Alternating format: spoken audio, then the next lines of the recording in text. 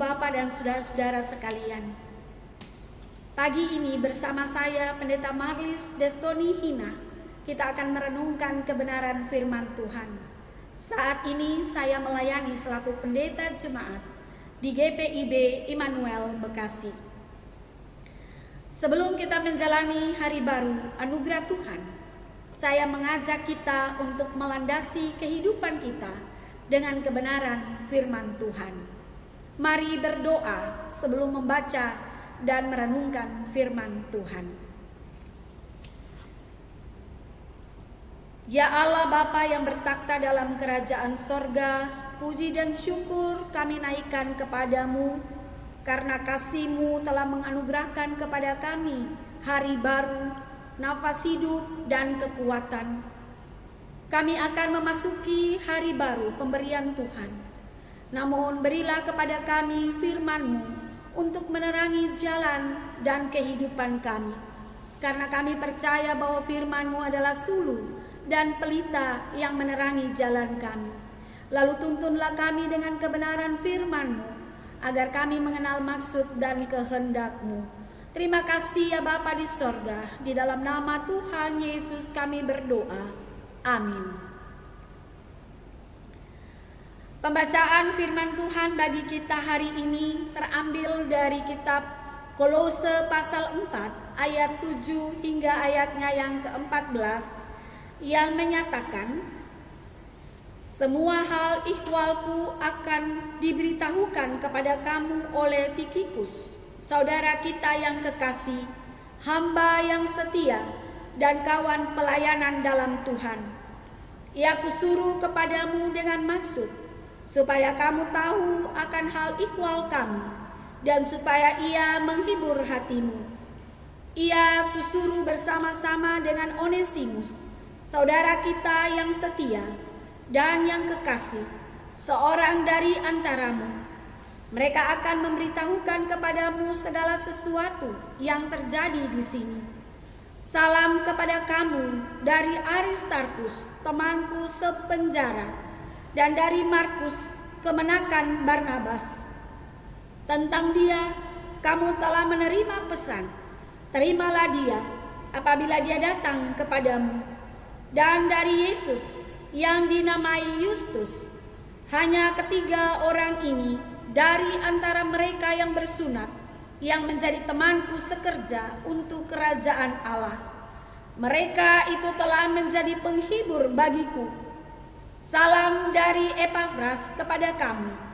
Ia seorang dari antaramu, hamba Kristus Yesus, yang selalu bergumul dalam doanya untuk kamu, supaya kamu berdiri teguh sebagai orang-orang yang dewasa dan yang berkeyakinan penuh dengan segala hal yang dikehendaki Allah.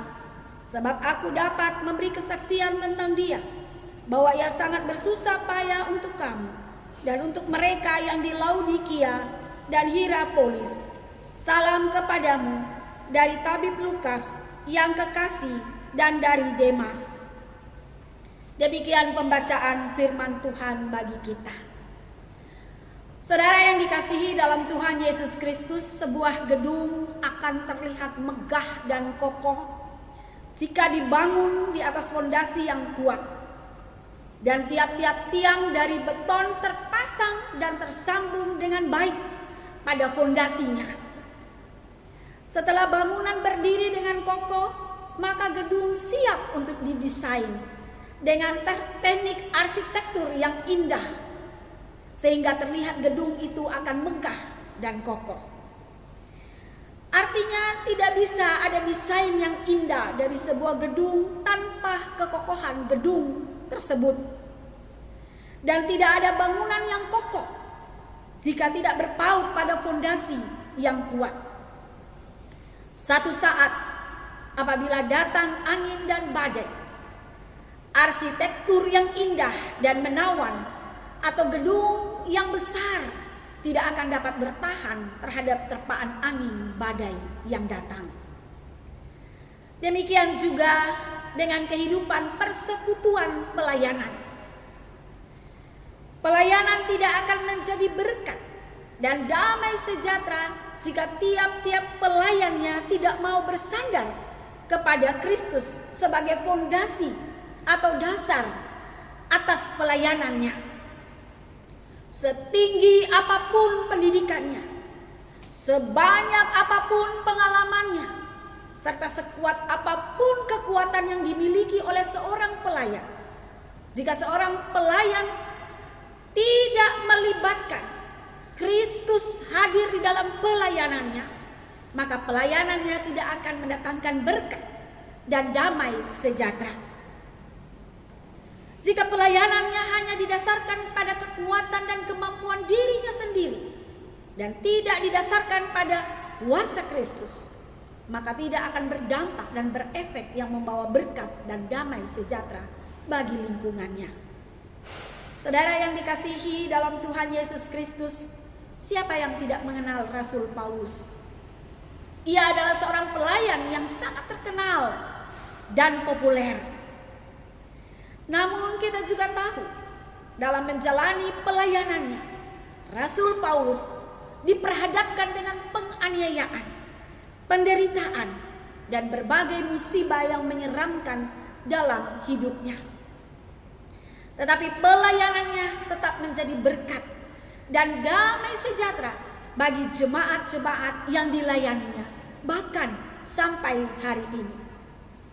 Itu bukan karena Rasul Paulus hebat, tetapi dalam menjalankan pelayanannya, ia menjadi pelayan yang selalu melibatkan Kristus di dalam hidupnya, sehingga ia menjadi pelayan yang hebat karena Kristus berdiam di dalamnya.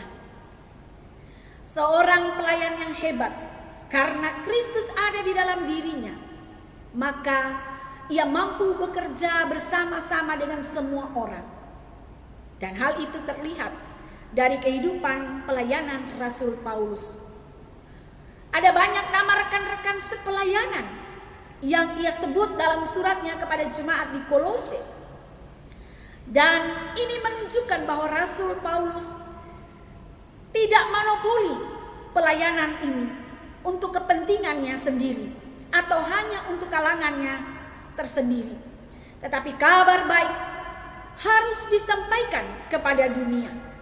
Semakin banyak orang yang dilibatkan dan terlibat dalam pelayanan, maka pelayanan akan semakin luas tersebar dan menghadirkan berkat serta damai sejahtera bagi dunia ini.